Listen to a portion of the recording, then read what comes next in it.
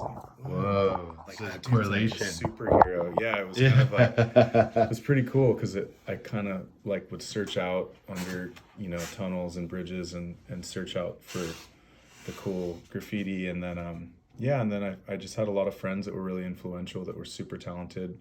I was a little bit like of a late bloomer, I feel like. I was always around art, but I got into t-shirts and printing t-shirts first, and then that turned into painting onto canvases and doing art, and then that eventually turned into murals. But I never thought I'd be a muralist. I never knew that was even a job. I know. I just started painting shoes and then RVs and then cars, and it just like started from there. So yeah, but my influence around me was like definitely the reason where I went in that direction. I just had Nice. like incredible homies, best friends that are the ones that started it for me and got me engaged and inspired. And I remember in R&D for the show, there was a music element, going to festivals and building that hustle and building that work ethic, but also kind of that cross-pollination of music, art, and culture. Maybe you could speak to that a little bit. Yeah. Yeah. Oh man, yeah, It's definitely. very special. Yeah, I spent like a solid 10 years living in tents and Yeah. traveling throughout California, trying to sell t-shirts for gas money. And like, it was the best. I learned everything I think I needed to learn as far as connection, finding an audience, like getting inspired while I was there too, like working and doing live painting on stage with musicians was like the coolest exchange of energy, and like really kind of tapped me into like being on a being on a tour where you're producing super fast. Every show I was painting like 3 or 4 paintings, and Wow.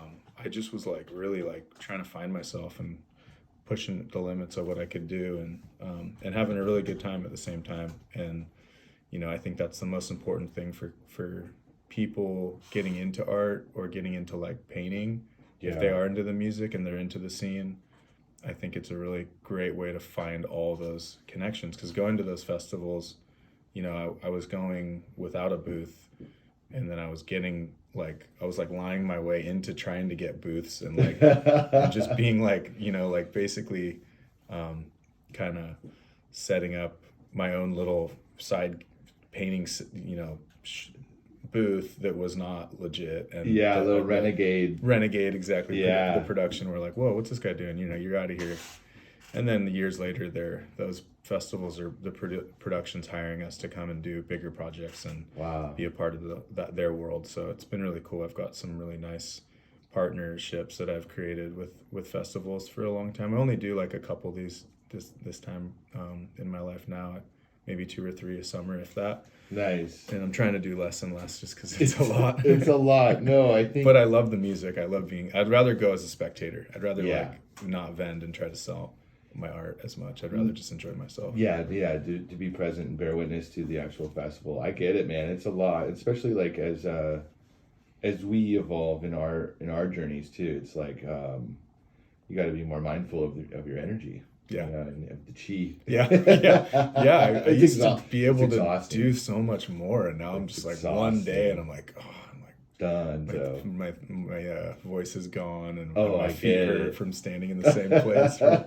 20 hours, But performers, I have the utmost respect for musicians, because like Yeah, man. what you guys do is like Yeah. totally on a whole nother level. You can't mess up a second. If I could totally blow it on a painting and nobody knows. But if you guys miss a chord, it's like a whole nother You can feel whole it. other deal, Plus Yeah. everybody's watching you, so. That's true, man. What about, how do you show up for the muse? What is kind of your process, or any thoughts on that as far as, the different mediums and the different approaches to creation? I imagine there's different relationships we all kind of share. And in you've actually really, since we've known each other, I think I first met you over a decade ago, did a great mural for Kind People's, magical spot, man. And it became, in many ways, their brand. It became the symbol of the whole Kind fam. And in cannabis and this whole community, things have changed so much in 10 years. Mm-hmm. Like, it's like night or day. It's not even close to what it was.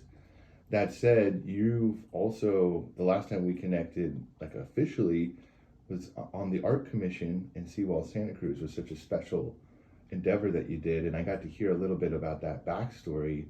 But prior to all these hats you wear and all these roles you play, how do you show up for the muse and nurture that relationship in your creative process? I think it comes in different forms. You know, I get inspired by traveling, by being with my friends, by doing little adventures and taking road trips and hiking into places I'm not supposed to be in. Yeah. And trespassing, you know. I think that's my favorite way to get inspired. But yeah, I see it like just being with my friends a lot now. It's changed. It used to be like travel, relationships. I think just like different cultures was really like, it still is the number one most inspiration I think I get for my art. But now I'm like really grounded in my friends and my community and like just doing stupid stuff with my friends that just makes me crack up, and making more art about them and about my like inside. A lot of my art's just kind of like inspired by like inside jokes and friends and nicknames and stupid stuff we do, and like creating our own little world. So I think that's changed in a sense, but yeah, still just connection and finding like other people from the same planet that are down to get inspired and collaborate. And I think collaboration's a really big part of it. Working with somebody and having, you know, my house, there's always at least one or two people over there getting me fired up. And I don't like to work alone. I usually just will hire someone just to talk to me and hang out and be my therapist while I'm working. Because I'll work for like 4 hours and just be like, all right, I'm gonna go get a sandwich, or like, sure, I'm done. You know, I have a crazy ADD, so I get just it. having someone with me around me to be like, all right, you got this, like break through. And then being around other artists that are like super insane, like having like my friends that are so talented that are like teaching me every time I'm working with them. That's kind of my favorite way to get like, I'm like kind of learning as I'm going still, you know. I'm always learning, but I wasn't classically trained, and I didn't go to art school, so I studied art, and I did a lot of painting, but I felt kind of like I felt stupid for not going to an art school after the fact, because my mom went to an art school, and I was like, you know, she went to California College of the Arts, and I could have gone there, and I went, and I was like, oh, these kids are weird, Mom. Like, I didn't get it. You know? I was like, I was like too into skateboarding and just other stuff. But yeah, I think it's changed. It changed. I think everything changes within, you know, your every 7 years or 5 years, or your music, your inspiration. Music's a huge one too. Gotta have music on at all times. 100%. You know, in my studio. Yeah, that's right. First thing. Yeah, kind of set the vibe. Get the vibe going. Get the vibe going. Yeah, I concur on a lot of that. You know, one thing that really inspires me about your work and the whole crew is that emphasis on collaboration and a literal crew. Maybe we can speak a little bit to that. Like, was it through skateboarding, were they just homies growing up? But there's, you know, it's an extensive list, it's diverse. And I've also, in researching the Made Fresh crew, some have come and gone, right? Some of them are from Santa Cruz and they're out in the world. Also very international. Yeah. And that's kind of a beautiful, that universal language of art, right? And speak to that a little bit, that emphasis, like, you are doing it deliberately, with intention, collaboratively. Yeah, that's cool. I like that a lot. It's grown and it's changed a lot. You know, I kind of it kind of started when I was actually like by myself traveling in Europe when I was like, I think I was 19. Wow, nice. 20. Nice. God, I can't remember, but I think it was 2009. And I had just I just wanted to kind of create like a brand. I thought at first like an artist network, and then it was like the t-shirt brand thing was like sure hard. Yeah, I realized like, oh man, like I don't have any money and I don't know what I'm doing, and like this is just, so it started organically with just meeting people and being like, here, you know, do a graphic for Made Fresh crew if you're, you know, good at illustration. And then through that I learned my own skill set to use the computer and to make separations and do t-shirts, and then I partnered with Andrew and he, from Natural Motion, and he kind of took the reins on he knew how to print and he knew how to do the business side of it. And then I just have had a lot of fun meeting and kicking it with artists that come from all over, that are like, it's every time. I think I got to a point where I was like, oh man, like I'm not really going to put so much energy into it. And then it just started to like go crazy. It was like it snowballed, and all of a sudden artists that I was like inspired by and looked up to were like, yo, can I get in the crew? And I'm like, you want to be down with us? I was like, what are you talking about? Like, you're crazy. So it's been really awesome. And I think I kind of don't get to spend as much energy on like, what I would like, where I'd like it to be and where I'd like it to go. But I think it's better to keep it just kind of organic. And when we get together, we do events, we put out art when we can. All the money's going right back into the brand. I'd rather just hook up artists and kids that are ripping at whatever they're doing and give them a box to soak them out than like sell shirts or be a brand. I think it's way more sick to like see people that are shining and just be like, yo, I'm gonna hook you up with like what we've got going, and see how psyched they get off of it. Because I was that like shop grom that was just like getting boxes of shoes and stoked skateboards and wheels and being like, oh my god, look at how cool this looks. Like, just never want to even ride them because you're just like so stoked on how cool they are. You don't even want to scratch the board because it looks so sick. It's like a novelty. It's works of art. It's part of the culture. But it did start like it started in my garage with a bunch of homies that I grew up with, and then it evolved. And it's really funny because I still kind of put it towards our high school art teacher, Katie Harper at Santa Cruz High. And she like was really influential in getting me to do my first wall, like a legal mural wall. In high school. She was really like prolific in letting everybody, like, she's like, these are the older guys, they're doing this, they're into graffiti or they're into skateboarding or they're into art. You got to go meet those guys. And those are the guys. She was like, you got to go meet Elijah. And Elijah was like 6 years older than me. So when I came out of school, I remember like trying to like searching for him, like he was like this mythical creature. Yeah, he is kind of a mythical creature. And then there's like 3 generations of like artists under us that have all been connected through Katie Harper. So like Katie Harper she started Made Fresh Care, I like to say. That's awesome. Yeah, so there's like she's the constant, like this North Star. Like putting it down for us and like connecting all of us. That's so cool. And so it's pretty cool because kids coming straight out of high school were just like, I was sent to find.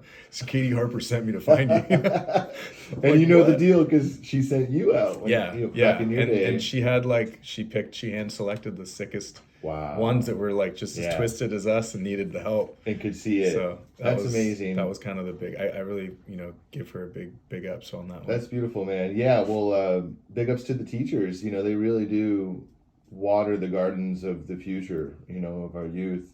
And that's another piece that I really appreciate too, is hooking up the youth and inspiring the youth. And you've done a lot of nonprofit work in South County, and working with different groups and inspiring. I had a similar experience too with my when I did go to school.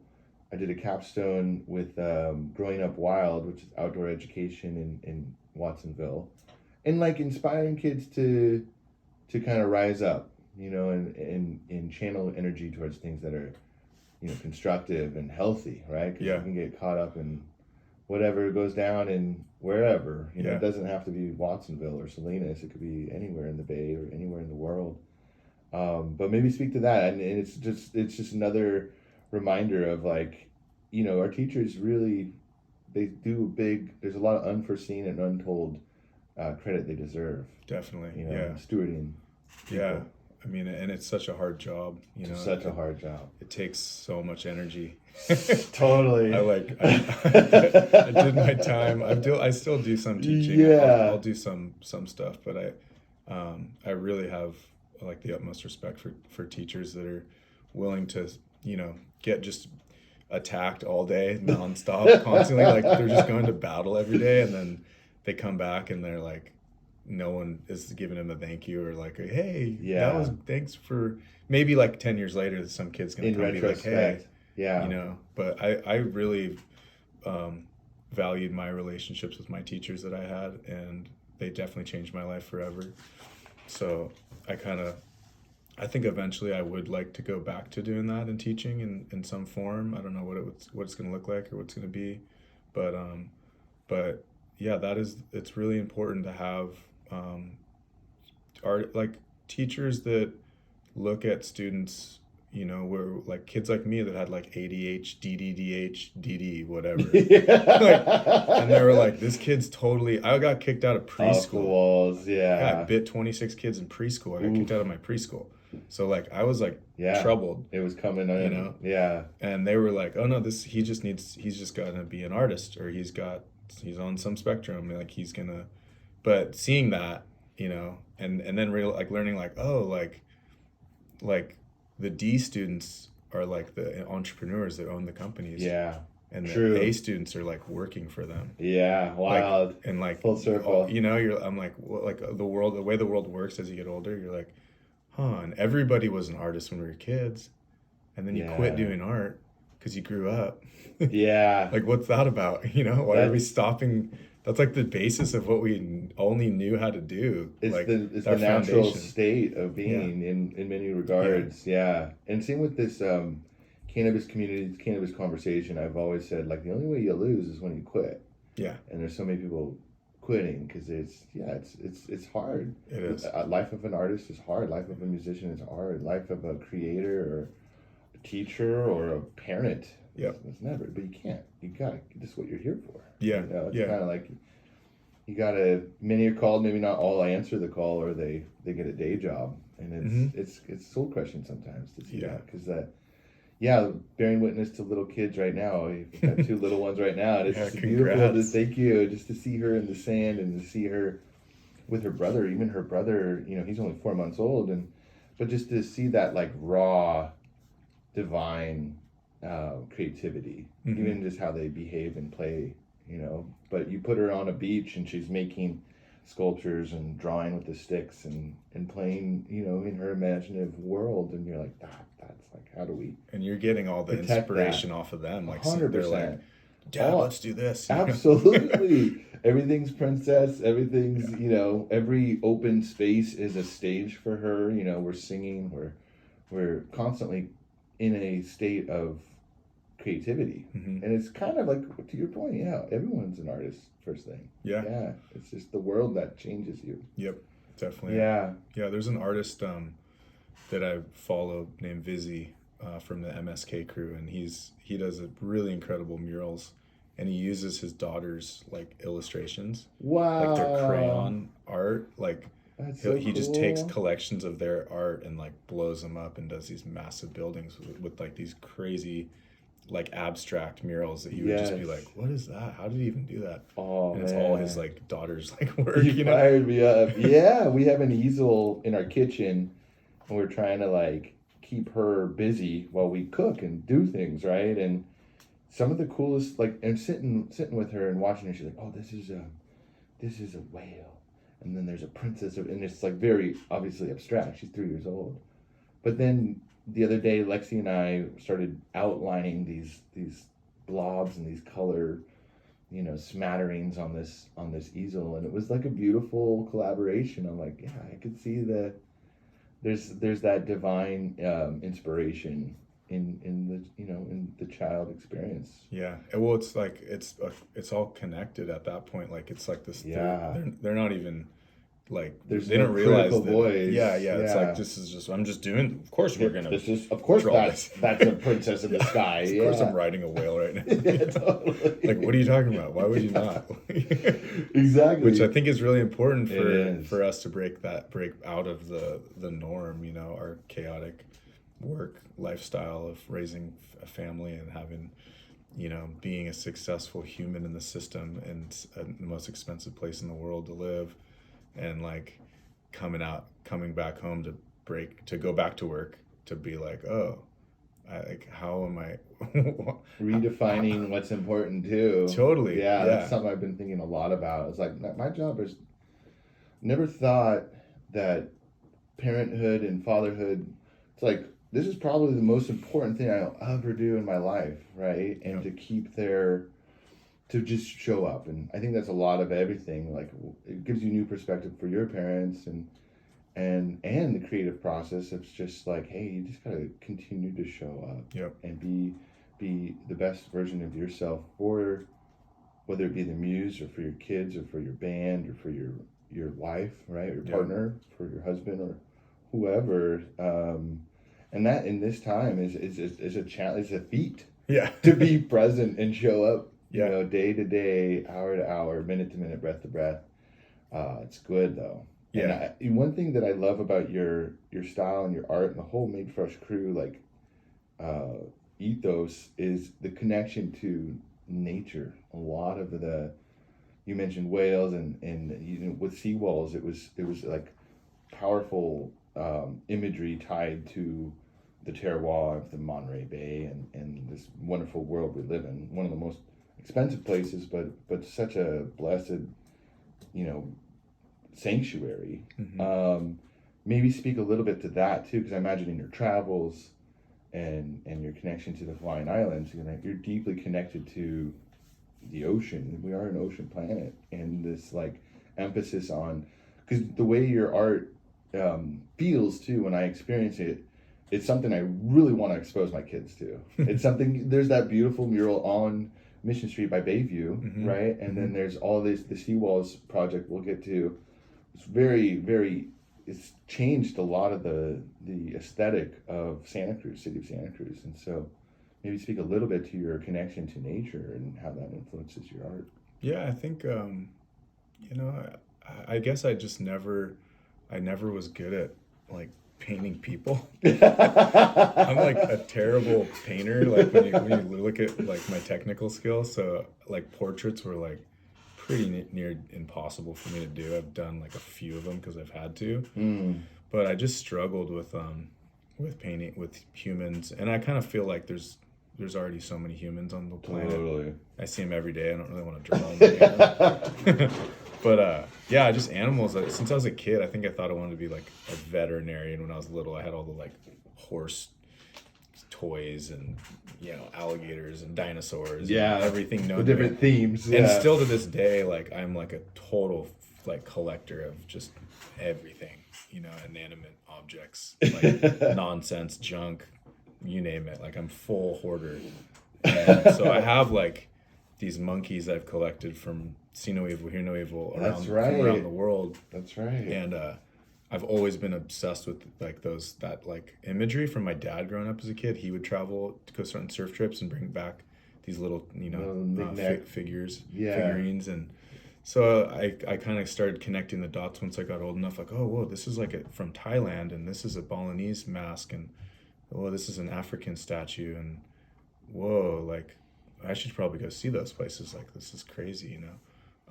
And I wanted to see that, you know. I wanted to go to the pyramids and see where these little trinkets that my dad had brought me back were from. Wow. And so reliving his journey and his like exploration, discovering all of that, I just got really obsessed with like primates first. It was like monkeys were there to protect me and keep me safe. Wow. And that's where like my art started. And still to this day, the monkey's always going to be like, represents my like strength and keeping like, you know, kind of like a Ganesha in my side of like remover of obstacles, and amazing, just kind of overbearing and over keeping myself protected and not in fear and just going through the struggle on my own, but also having like a protector in a sense. So yeah, it's like good medicine for you. Yeah.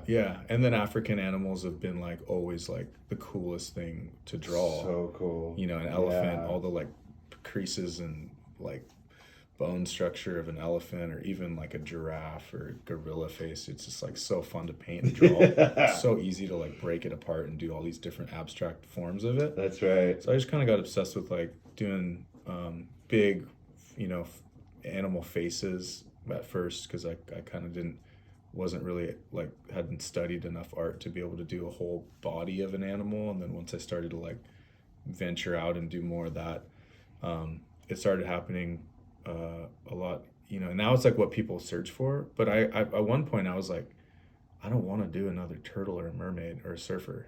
Like, like that's like the number one thing you get asked to do in Santa Cruz. Word.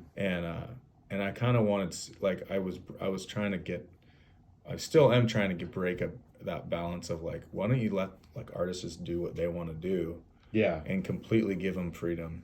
Yeah. Which is what well which is said. what was so important with Seawalls. It's what we do, what they do, and what the culture for muralists are pushing. Where before it was like a very curated cookie cutter Santa Cruz mural scene. I feel like there was a lot of stuff that was awesome that broke the grounds, but there was a lot of stuff too that got painted over because it was like looked like graffiti or didn't fit the quote or the norm. So public art's difficult because it's like it takes 3 or 4 Karens to call and complain, and all of a sudden like there's a problem, you know. That's too bad. But I think where we live in the Monterey Bay in the natural world, like where the trees meet the seas, it's like one of the coolest, most beautiful, pristine places in the world, and that's definitely been a huge part of, you know, my journey and where I find inspiration and why I paint those things. Those animals are in my backyard. Yeah. And you're constantly being inspired, right? Yeah. It's our connection too. I think that's something. For example, last night I randomly woke up at 3 a.m. to coyotes in Bonington, right? And it's I love the wildlife, and I love you have a coyote on the side of kind people's, or a dog, it's a coyote, yeah. But I got up and I was like, oh shoot, it's trash day. We totally spaced it. You know, the kids went to bed, so I get up at 3:30 in the morning and I'm taking out the trash, and we have a long driveway, so I have to like drive it out because it's raining, and it was a crazy moment where I'm at the end of the driveway, it's a quarter mile from the house, just on Empire, rolling out the cans so the guys can come in 2 hours and pick it all up. And it was a cacophony all around me. It was like one far away, one here, and then they were like in the field adjacent. And I couldn't help but just smile in the darkness and being like, wow, man, this is still a wild country. Yeah. Like, this is like, I am surrounded. Yeah. Like, if I wasn't in a car, they could just have their way. And it gives you perspective and humility. And it's also kind of exciting. Mm-hmm. I was like, my heart was racing. And I was supposed to be sleeping, but it was just like this moment of appreciation to the wildness still in this great Santa Cruz mountains. Yeah, we live in the mountains too, and nice. So that's like a huge totally get it part of it. I have a big field right behind our property. The turkeys too, like all of it. We call it the killing field. It's like daily. There's just like some crazy stuff's going down. Yeah, so like owls, hawks, snakes. Yeah, I love the hawks. Mountain lions, bobcats, you name it. Amazing. A lot of turkeys now. We have like a big turkey gang that showed up. Yeah, there's a tom turkey that like runs our neighborhood. Mm-hmm. Well, multiple gangs. Yeah. So I love going and hunting for like skulls and feathers or whatever I can find. Like I've always been fascinated with that stuff since I was a kid. So that's a big part of it. It just comes your way too. Yeah. Well, it's so cool to be, you know, tuned in with nature. Like to be able to. It's funny. I had some friends that were visiting from New York, and they were like freaked out. Right? They're like, "Yo, what? There's like these are mountain lions out here, you know?" I was like, "Yeah, dude, like big time." And so I would make them go out in the dark and just sit in the dark. It's fun. And like listen and tune in to the sounds of the forest, because it's real. Everyone's so quiet. Everybody else that hears you is like doesn't say anything, and then you just sit there for 10 minutes, and then all of a sudden. Like everything comes back on. They're hearing all these sounds and eyes looking at them, and they're like, "What is that?" I'm like, shh, just listen. Like that's all you gotta do. Sit out here and listen. It's pretty cool. It is really cool. Can we talk to your pops a little bit? You said it briefly. He was a very prolific surfer. Obviously, you know, our parents always are the ones that kind of set the tone and inspire us. He was also a farmer. Yeah, speak a little bit to that. Where all the cannabis connection. Yeah, of course, man. I know. I was wondering. Travels. Yeah, no. This is because I know Seawalls is on the bio, but let's talk about Pops a little bit and like any early memories or anything you want to share, man. I'd love to learn. Yeah, Pops was an OG guerrilla grower in Humboldt. Amazing. And, up north. Yeah, my middle name is Harris from the Harris Ranch up in Garberville. Harris. My pops and my uncle moved out there in early 80s, you know, did their thing. Yeah. And he actually would, he was a big surfer, so he would come to Santa Cruz in the summer. He would grow weed in the summer, and then at the end of the season, he'd get a bunch of burl wood and he would pack all of his pounds under the back of the truck on his F-150, and then put all the wood on top of it, these big slabs.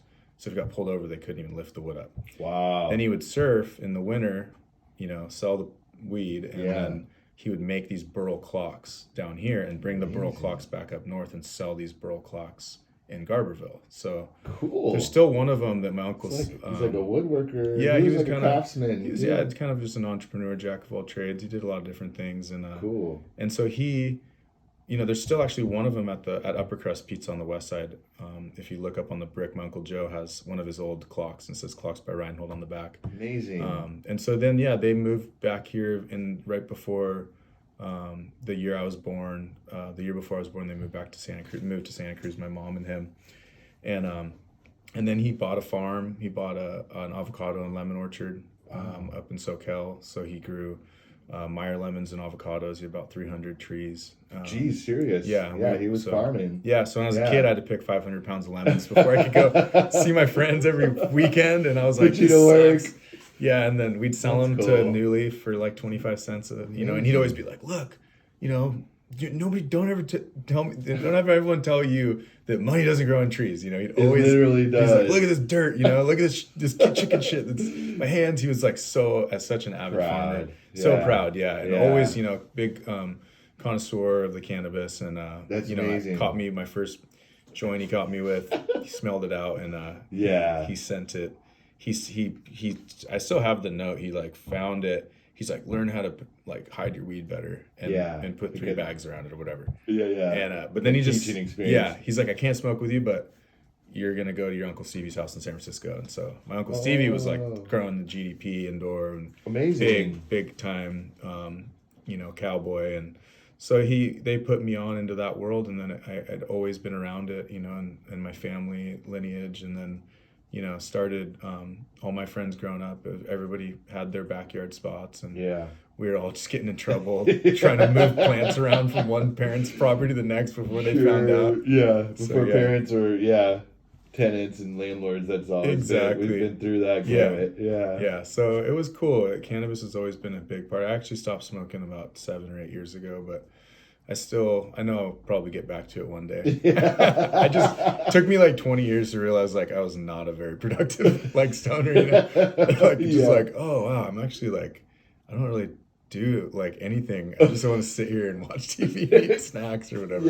Sure. So I kind of, once I stopped, I think my art career and my life kind of started to get a little bit more focused, and I do like to spread that to a lot of kids too these days, where I'm like, prolific. Just take everything a little bit easier, slow down on, because it's so easy to just get into your world and whatever you're doing, and you don't tap out of it and just kind of get clean, not clean and sober, but you get your mind right, doing you just get into your mode, and anything becomes kind of just traditional after 60 days. It's your intentions just go into oh, I'm on autopilot and I'm just going to do this.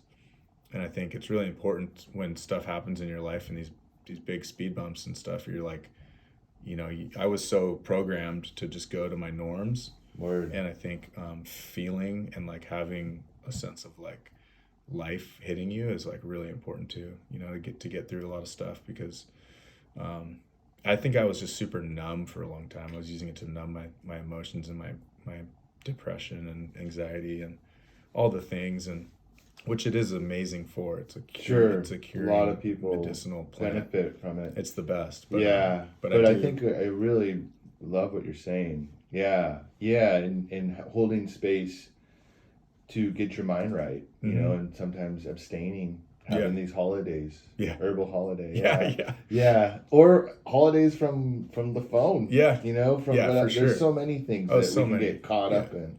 But that was a huge, cannabis has been that was all my first clients, all my first jobs for years was always, cannabis. It was big growers in Humboldt, Reggae on the River. It was promoters, so cool, producers, just so many people in that world have dedicated their entire lives and were the ones that were just come over to my house and you can hang out in my hot tub. Here's a bunch of cash. Yeah, they want to they want to support what you're doing. Dude, too. it was the best. It was the perfect union.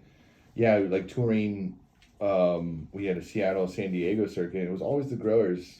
You know, you meet someone, you know, between sound check and jamming who's burning, and they're like, "Oh, we'll check you out. We'll check you out." And then at the end of the night, when you got a place to stay, you know, it's like, "Well, there's 11 of us." Yeah. You know, "Oh, I got a farm. Don't worry." Yeah. I got a whole thing. Yeah, don't worry. And it was always such a welcoming community that is, to this day, I feel. Well, I'm just in love with the plant too. Like, I think it's important just to, like, same way you find muses like, you know, primates and, you know, like in the flora world, the ganja plant is just like good medicine for me. Yeah, it's just the symbol of it, right? And it survived everything. Yeah. It survived, and it won. You know, that prohibition didn't work. Yeah, it persevered. Yep, I know. I really hope that it comes back and full circle and does support all of the work that all these people have put their lives into, and because of California and all this crazy, you know, terribly monetized way, and the laws that we wrote, and the way that cannabis has just been, like, pretty much just ruined in California since legalization. I think it's really important to start listening to the people that know what they're doing and are at the forefront and have stayed there. You know, the people that are still doing it right now. Sure, they are like the gnarliest humans. They've gone through some serious, crazy work. 100%. Yeah, and they're big kudos to them. Yeah, big kudos. Yeah, it's like thank goodness there's still like a rebel alliance. Yeah, still at it, right? The Empire, Babylon, for sure, smashed a lot of the mom and pops and smashed a lot of the green rushers. Yeah. Now that's cold. In a way, it's been a purification.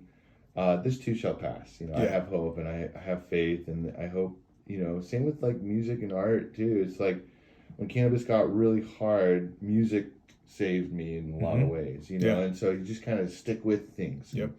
And that was your cup. It was never really about money. It was always about relationships and doing what inspires you. Yeah. You know. Well, and that's what all those festivals started. I know. That's how they started. Cool. You know, it's all the big ganja growers. That's true. Yeah, reggae on the river. The events, you know, like wherever you go. That's so true. It's so true. Yeah, we've had some really good memories and more memories to come. I think we'll just have to get creative. I mean, that's what it is.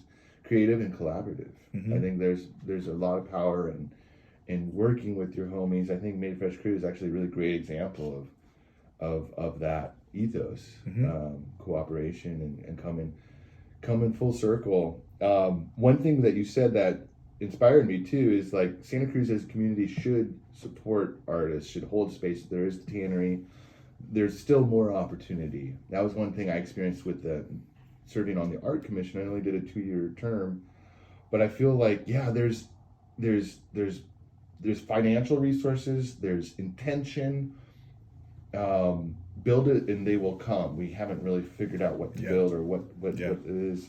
Any thoughts on that? Because you said something on another interview that I thought was interesting and I wanted to hear more about. Because it could be multifaceted. It doesn't have to be just walls. It could be places like for recording, rehearsing music, for doing what we're doing right now, Theater of the Mind, to facilitate stewardship and mentorship of the youth, but also having walls that you could redo every week. Yeah. That'd be rad. Yeah, that's the dream. A great idea, man. That's been something in my head for a long time. Wow. Like a creative center for alternate, you know, anything goes. Yeah. But pretty much just freedom. Like a command center for the arts. Yeah, I love it. You know, like it's like a training facility, but you can also you can pretty much do anything you want, somewhat, as far as like there's you know, it would be a big warehouse space or giant industrial space. It'd have to be we would have to have some sort of you know, responsibility with like the donors or the financial backers to make it so that it's subsidized, so that we weren't worried about making the rent or anything like that, which is a lot of cities have done, right?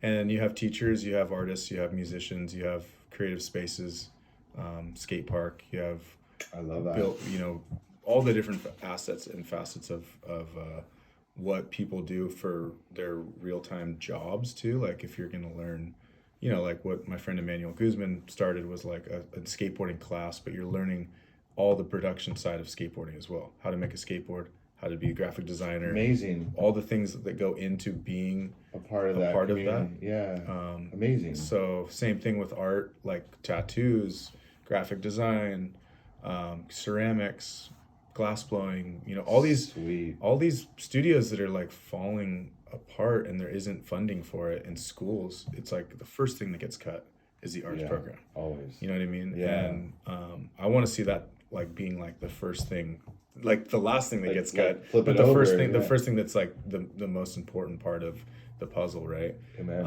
Unfortunately, here it's so expensive, I know. and capitalists, you know, developers just want to keep Santa Cruz exploding and It's been hard. bringing the people Hard to in, bear witness to. which is a, you know, I do think everybody deserves a place to live, and I think that it's everybody talks about it right now, and it's hard to see this town change, but we're on the coast of California, dude. It's Everybody all wants to change. be here.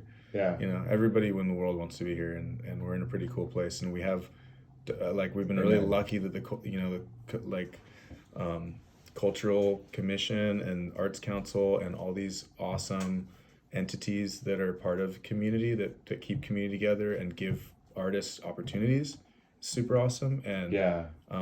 you know, I think, you know, just having spaces for and opportunities for artists to apply to grants, to go to take classes, to check out the tannery, to do all these, check out art shows and open studios and all these cool things that our town creates, even like Capital Art and Wine, like going and it's just checking out all these different artists in one space and being able to learn from them and find Yeah. out how to do that. Like as a young artist, there's opportunities for artists that, you know, you just have to look for it and like talk to the right people and they'll send you in the right direction. But it is a lot of like self-growth too.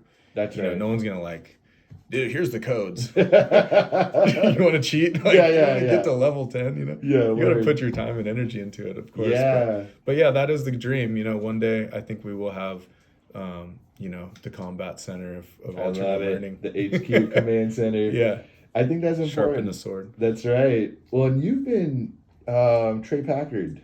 You had that experience of submitting, you know, and he kept the portfolio you provided, Yeah. and then set you on a path of you know, I've seen it firsthand. You're not only a prolific creator and artist and collaborative, but you're wearing the hat of art director, curating, connecting the dots, you know, project management, and we're so grateful as a community for it, because these murals, Seawall Santa Cruz, it's a roaring success, a wild endeavor.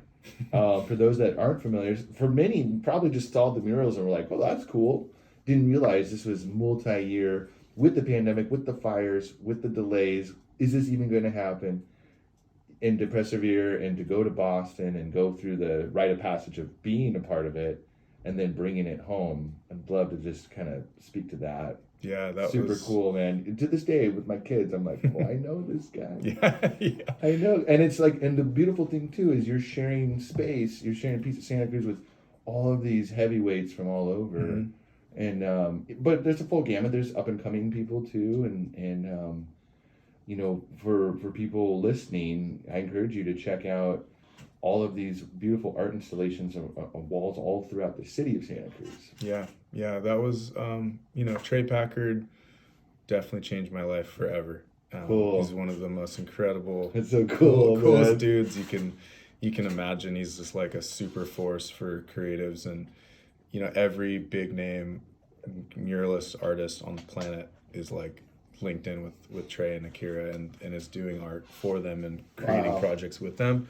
So I had the utmost respect for Trey and Akira and what they have done for the last 10 years, bringing, you know, the ocean's voice to the streets. I think, I don't know what the tally now is. It was at one point last year, I want to say it was like 17 countries, like in 10 years, and over 800 murals. Wow, that's amazing. So like they're like a force to be reckoned with, and they really, you know, they spend 2 to 3 years with multiple artists in different places, parts of the world, like myself, training them Yeah. and teaching them how to run a production of a mural festival with 20 to 40 artists in a week, which is like absolutely mayhem. Like the production side of doing a project like that is so intense, and every minute, if you lose a minute, you're losing hours or days, and wow, every artist needs something at every moment. Absolutely. And you're running heavy machinery, and yeah,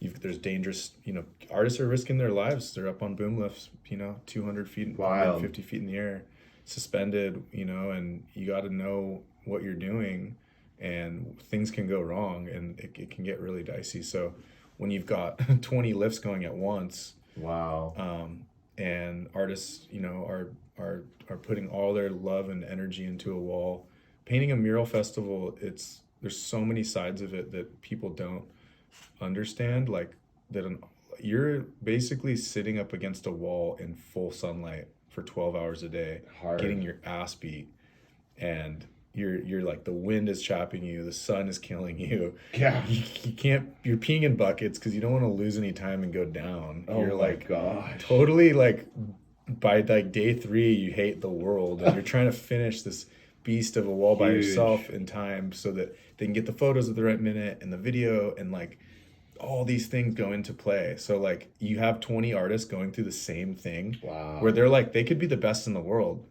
And I've seen the gnarliest dudes ever like just get broken on these walls that like they just chose. They're like, all right, I'm gonna do the biggest one I've ever done I'm gonna paint a 3,000 square foot wall in 7 days. Jeez. Like that's like superhuman, stuff you're talking about, right? So then you have the other guys like myself, the artists that are part of the ops team, to be there to support. And like we're like, we see someone that needs help, and a lot of times they don't want help. They're like, I'm gonna do it all by my own. But we're like, look, let us just color block these sides and get this up. And our job is to like be there to support and help them get through this mental, physical abuse of what we put artists through for like no pay, right? It's for like very little pay. Rite of passage. Yeah, you're just going, the mural gods are just like, just like zapping you with all the hardest, all of a sudden it's raining, the weather, and there could be wind, there could be lightning. Amazing. There can be so many things that the elements throw at you. And that's right. So that really changed my perspective of like how I I do want to find a way to eventually just be a support person. I've loved working production for festivals, for events. I'm like stoked to be the guy that's like, what can I get you? Like, what do you need? Like, let's go. Like, I'm here to help you. Because I know how it is when you're on the other side. Yeah, when you're fried and you're totally gassed out and all you want to do is go cry because you can't.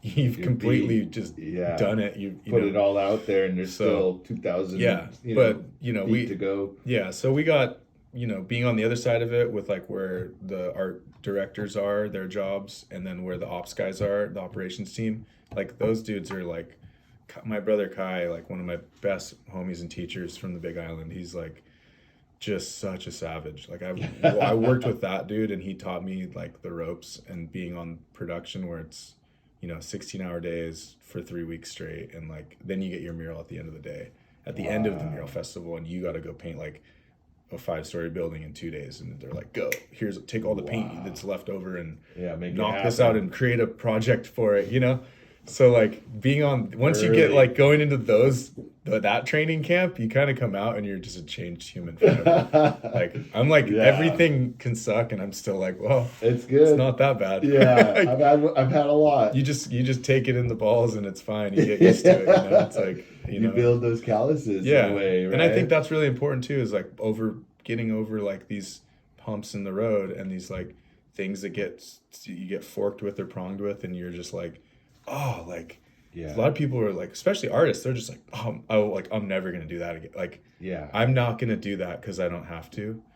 But I think it's really important to like find some common ground, but also make it fun. Just make it like make a joke about it, dude. Rise above. Yeah, like Scotty Greathouse, he's like the absolute best at just being like, you want to know how my day was? Like, check this out. And then like loving it, like and cracking up about it. And just being like, then this happened. And like, now I'm going light. And now I'm going to go do that because I had to do, it's like, he's just like getting ring through some crazy obstacle course of a day of life in the day, right, day in the life, but he's got a smile on his face, and he's like, yeah, I get to do this, you know, I don't have to, I get to, and I'm just gonna just get served, and that's fine. Yeah, you know? Yeah. He's kind of like sacrificing for the process, for the art. Yeah, you know, that's part of it. It's, you just got to do what you got to do. Put your head down sometimes. And just get screwed. Well, you know, I love what you guys did, and I love that this is, you know, maybe eventually something similar will happen again. But you set a precedent. And it was an honor to kind of bear witness to it and to come forward. I was actually walking Seacliff with the kids yesterday, and I was like, "Oh, there's Tay, your Rio Del Mar mural right there." Oh, so, yeah. I mean, it's kind of a digression. It's not City of Santa Cruz, but it's another reminder. Yeah, that came from. Oh, did it? You know, I imagine. Once people figure out seawalls kind of happen, I think open some there was doors. already a lot of doors. Like we had already painted a lot of stuff, and it was happening, but. I think it was funny because it was like all of a sudden everyone's like, "Oh, I want a free mural." Like, it was like, "No, dude, that happened one time. Yeah. Now we're going back to the real world where we pay artists." Yeah, yeah, which is important. But there is something in the plans for sure. You know, we're working on a future project here where we're going to be doing some big murals with a lot of artists, and it's beautiful to keep Santa Cruz in the conversation of this like world community, human community of murals and art, and to bring it home is really special. Yeah, it was one of the coolest things I ever got to do is, you know, hand select my favorite artists and bring them to my hometown and show them how crazy all my friends are. Well, the logistics of feeding everybody, of housing people, you know, all the restaurants, gear. You know, it took a village. It did, but it took someone like yourself to connect the dots. Yeah, and that's also a skill set that maybe people don't think about when they're into skateboarding or graphic design or, you know, silkscreen in the garage. But I just commend you on that full circle. Yeah, it's cool. Thank you. I'm excited for more. Yeah. It's even on smaller scales, it doesn't have to be so big. Yeah, I know. I'm like, I'm only gonna do like 5 artists next time, you know. Yeah, which is great because now you've hit that high watermark and you can continue to go further or dial it in and get some kids involved or you know, definitely. You've done that. I know you continue to do that. Well, we're overtime, man. Oh, we're still nice. recording. Oh, nice. But just tell the audience, obviously we'll share this recording, but you know, how do they connect and how do they support and keep in touch? You can find me on Instagram, either Made Fresh Crew or most _funky_ click. Yeah. CLICK, Uncle Tay, Taylor Reinhold. Yes, .com, I believe is my website that my wonderful wife made. Oh, nice. Or you can probably just see me on the street getting funky with a bunch of crazy kids. Thanks for getting funky with us, man. Thank you. That was a lot of fun. Smiley. And thank you, Santa Cruz. Have a beautiful weekend.